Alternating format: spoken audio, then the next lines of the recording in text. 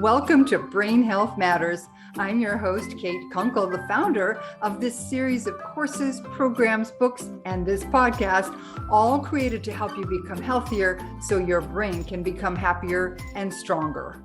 Brain Health Matters is brought to you by Don't Let the Memories Fade, a holistic approach to preventing dementia and creating a healthier, more vibrant future. You'll find it on Amazon everywhere. Hello and welcome to Brain Health Matters.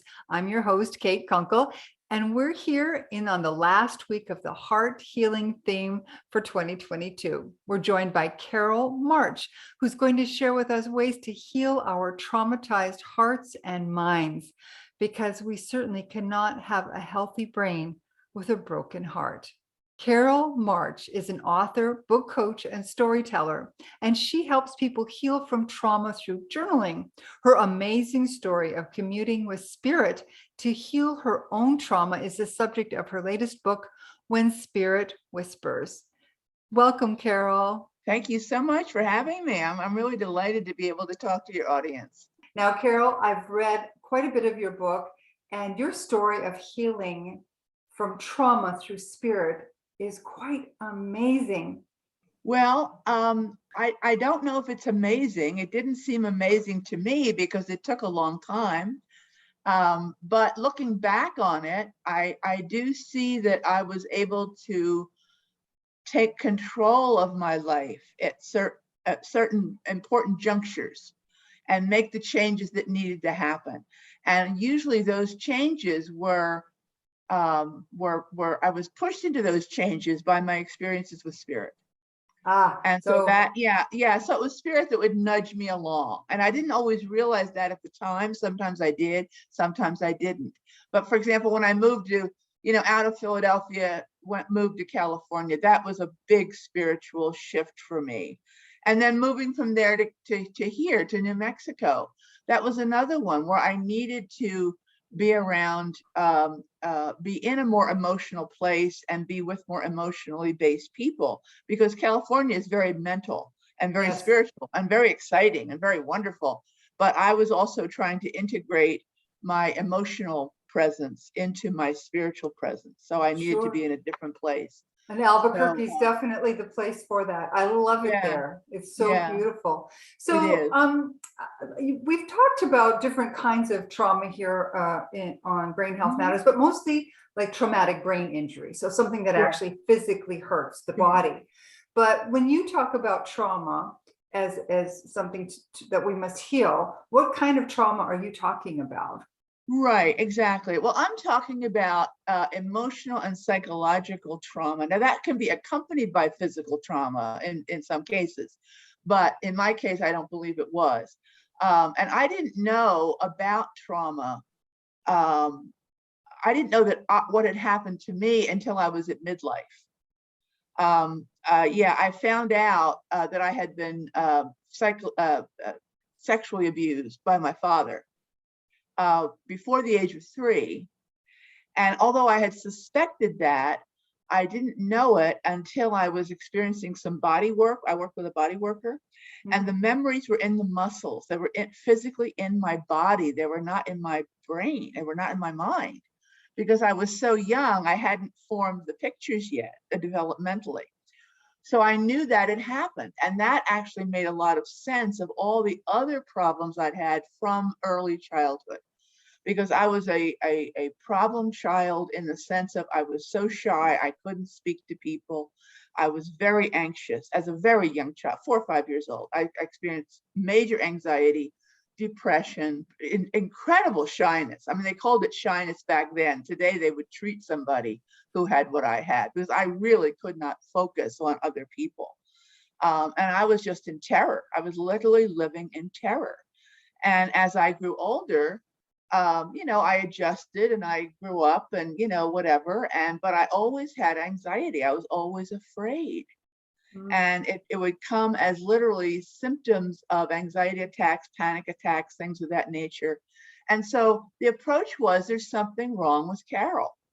That was my family's approach, and that was society's approach at that time, because trauma was not something that was discussed.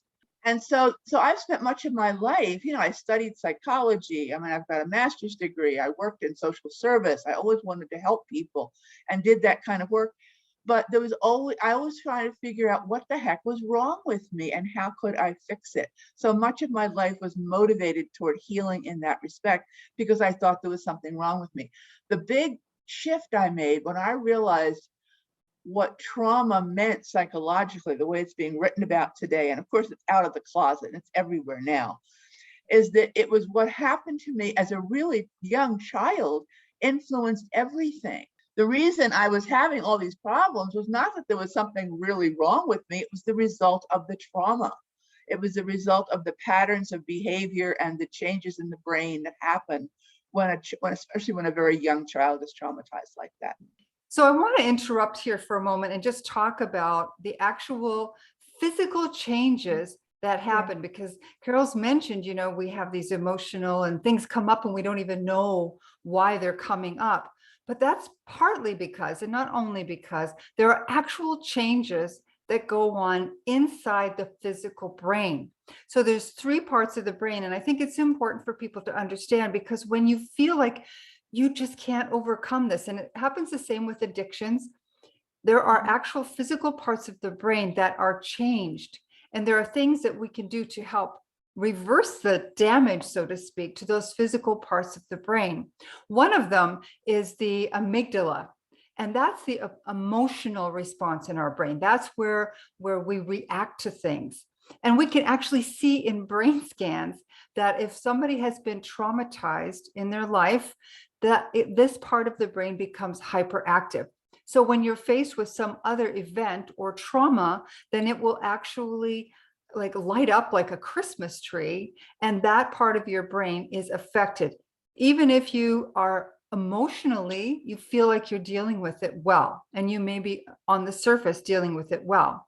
Another part of the brain that we're so concerned about here at Brain Health Matters is the hippocampus. That's where we remember and we learn things. That's the part of the brain. But trauma can actually reduce the size and functioning. So that's why people with trauma have some trouble remembering things, why there may be learning difficulties. All of those things can be impacted by trauma and destruction of parts of the hippocampus or shrinking of the hippocampus. And the final one, I want to just get this through, is the prefrontal cortex. And it's associated with executive functioning, is where we make decisions and make plans. So if you've been traumatized, that part of your brain, the function is reduced. And so that might explain some of the issues that people with traumatic background, PTSD, for example, would have. Carol, I bet you experienced many of those symptoms yourself. Right, exactly. Yeah, the anxiety that I suffered from most of my life is an amygdala issue. It's the issue of being afraid of things for no reason. They called it free-floating anxiety when I was a teenager, when I was in therapy as a teenager. Well, why do you have free-floating anxiety? Well, who knows, and I would actually perceive it at that time as being, I don't mean to be overly dramatic, but it was like I was being attacked by things that I couldn't see. You know what I'm saying? That's what it felt like. Now I knew that there was nothing there, and my other part of my brain said that's not what's happening, but that's what it felt like. But I would have anxiety so bad, even in my 20s, where I would stay home from work and stay in bed for 4 or 5 days until it passed because I was hysterical with anxiety. Wow. Yeah, it was really very severe. So would something specific trigger that for you? Because there are probably other people who are listening to this and they're saying, wow, I feel that sometimes, but I don't even really know what's triggering it. Did you always know what triggered it, or did it just come out of nowhere? I did not know. And even looking back on it, I don't know that I could, I'm sure there was, but what it was, I didn't know. It seemed to be, and I was in my 20s, when I was in my 20s, I didn't understand that things were connected. Yeah. I mean, I honestly did, and I don't think that's an uncommon thing because you're not completely adult at that point. But it didn't seem, everything seemed random to me. Things would happen randomly, and that was one of my things that happened randomly. So it would happen fairly regularly, and there I would be, and then it would be over. So it was like just having a cold for 5 days and you had to stay home, only I was in abject terror with it. And I will share with you, because I was thinking this morning about this. Many years later, when I lived in California, I used to walk at Fort Funston in San Francisco, which is a very beautiful place overlooking the Pacific Ocean. I mean, it's just gorgeous. Hang gliders go there, and it's a lovely place to walk. And I was walking there one day, and I felt the panic attack starting, and it felt like a dark cloud would descend over me. And I was, I had been dealing with this my whole life, and I got really angry. And I remember walking along that cliff and saying, okay, whatever this thing is, and I knew it wasn't really a thing, but I was talking that way to myself, whatever this is, I'm going to let it have at me. And I got in the car, I went home, I got into bed, I pulled the covers over my head, and I said, come and get me. Come and get me, anxiety. Kill me. I'm willing to die. Wow. And the anxiety came, and it lasted about 30 minutes, and then it disappeared, and I never had it again. Wow. Not that I didn't have anxiety after that, but I never had those kinds of overwhelming, horrible panic attacks again. And I don't know what, obviously spirit had a hand in that. I wasn't aware of it, but looking back on it, it was surrender. Right. Instead Because it's just letting go. You're not fighting it. Right. And letting go. And that's part of what healing the heart is about, is surrendering to the power of spirit, however you envision that, and surrendering to the power of your own heart to be able to handle and to heal what happens to us. So that's, I think, an important issue. And what happened to my amygdala as a result of that, I couldn't tell you. I've never had a brain scan or anything like that. You can't tell. But I never had that kind of thing happen again. And I've done that on other occasions with difficult things that happen. I just said, that's it. We're not doing it anymore. Good and for so you. there's a cognitive element to healing. I mean, and part of that to me is what the main issue is for anybody who's healing from anything. And that includes physical as well as emotional problems, is looking at how we are playing victim. And our whole society encourages us to be a victim of our upbringing, of our culture, of our income, of our genetics, of our whatever, everything, our jobs, our partners or lack of partners. I've heard that, I believe that in the last 20 years, maybe even as little as 10 years, it seems to be almost the slope that the society is traveling down, that the responsibility for your own destiny is being taken away, in some perhaps misguided but lovely plan or hope, that by making people feel that it's not their fault or that somebody else is in control, they don't feel so bad about themselves. But on the other hand, not feeling bad about yourself can also take away any attempt or feeling that you can take control of what's happening in your life. And it's not that we want people to feel bad about themselves, but we all need to realize that we're not completely in control of anything ever, but we have more control than we think we do. Absolutely. It's even to do with our brain, our health. Yeah. So we have genetic stuff that can affect us. And our backgrounds when we're growing up, the foods we're given, the injections we are or not given, all of those things affect us. But bottom line, we have a lot of control. I'm very concerned that many people, as our society seems to be progressing, and I use that word very lightly, is that control, that empowerment is being taken away. So we have to grab it ourselves. Yeah. Absolutely. And I think the whole wellness, psychological wellness community, there's a lot of people doing it, and it's still somewhat fringy. I mean, I've been involved with it for a really long time, and it's much more out in the open now than it ever was. Certainly when I first started to meditate, it was very unusual to do meditation, except for the people that did the Eastern mantra meditation kind of thing.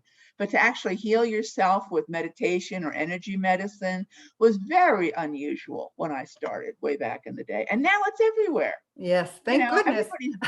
Everybody's doing something. And the whole, all the different trauma therapies that have come up are using eye movements and using various somatic means of healing it. And so there's a lot of hope, and there's a lot of work being done on how to help people who think they're blaming themselves. And that's one of the reasons I'm writing about it, because I blamed myself for not being better, not being stronger, not being able to overcome my difficulties, et cetera, et cetera. And to realize that so much of this was literally had been programmed into me because of what happened. And then all the other negative messages I got as a result of that, because I was the designated patient in the family. It changes you, and it's not my fault. And that's my message to other people, especially women, who are taking on maybe more blame than they need to. So we need to let go of the blame and start taking some power. Was it spirit that guided you to sort of morph from the fiction? You're going to still obviously do fiction, but to write about this experience? Yeah. Yes, it was nagging at me. And I'm not writing as a professional. I only have a master's degree, so I'm not a professional psychologist. I'm not a neuroscience or a doctor or any of those things. But I am a person who experienced these things. And so that's the position I take when I write. And when I got that opened the door for me. And what spirit actually said to me, because when I journal, I am able to communicate directly with my inner self. And it's not unusual. Lots of people do it. I have been doing it for many, many years. And so I ask questions of my inner self, the part of me that is not my mental mind. And what I got was that my job was to tell of what I've experienced. And I thought, well, now that I can do. I can tell of what I've experienced. I'm not really telling other people what to do necessarily. I'm simply saying, this is what I did. And that's so helpful, because really we need examples. That's how most of us lead, really, is by example. Right. It's not because we have all these degrees and fancy titles. It's because we've experienced things and have somehow overcome whatever it is. So when spirit comes to you or like gives you direction, do you hear anything? Do you? Yeah. Okay. I've gotten to the point, and I've been practicing this for a long time. So, I did heavy duty meditation school. You probably read that in the book, for 3 years in California. And I learned a lot. And that was the big shift in my coming out of being a victim and taking control of my life and understanding what healing is. And it turns out that doing energy healing is so much faster than doing therapy and counseling. It's unbelievable. It's unbelievable. You can move way faster with it if you're willing to do that.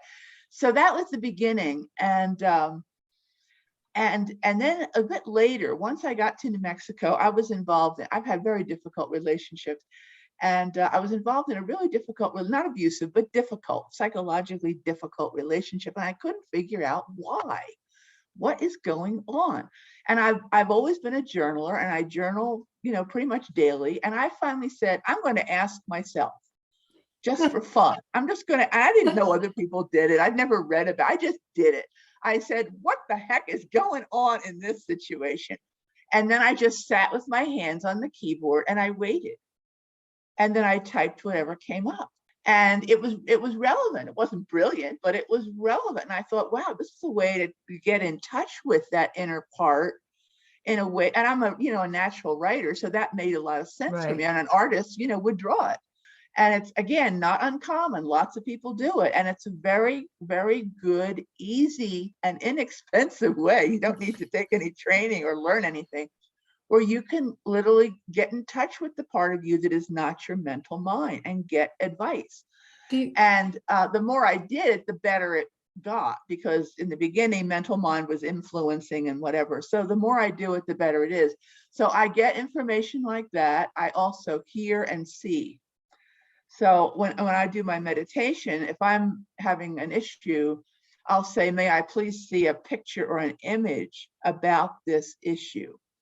And something will come. And then it's up to me to interpret whatever that means.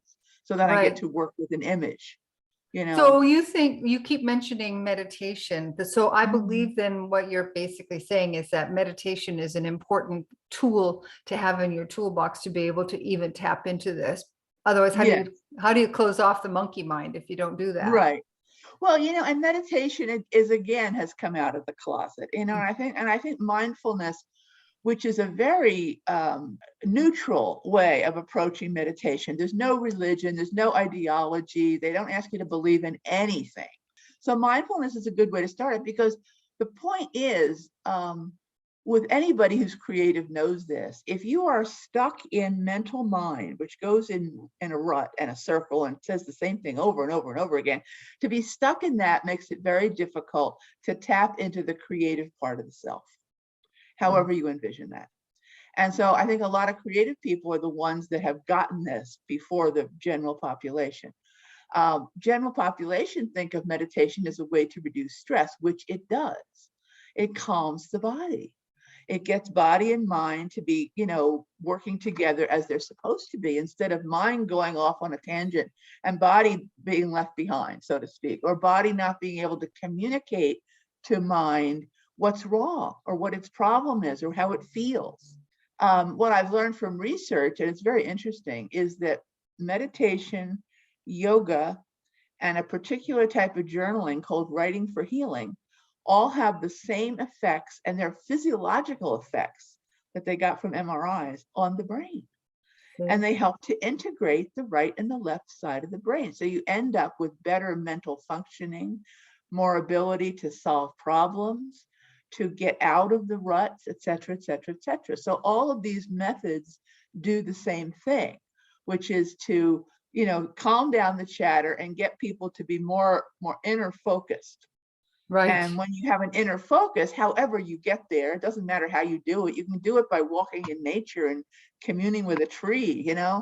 However you do it is fine, but to get out of thinking that the outer world is the whole reality, I think, is what's important.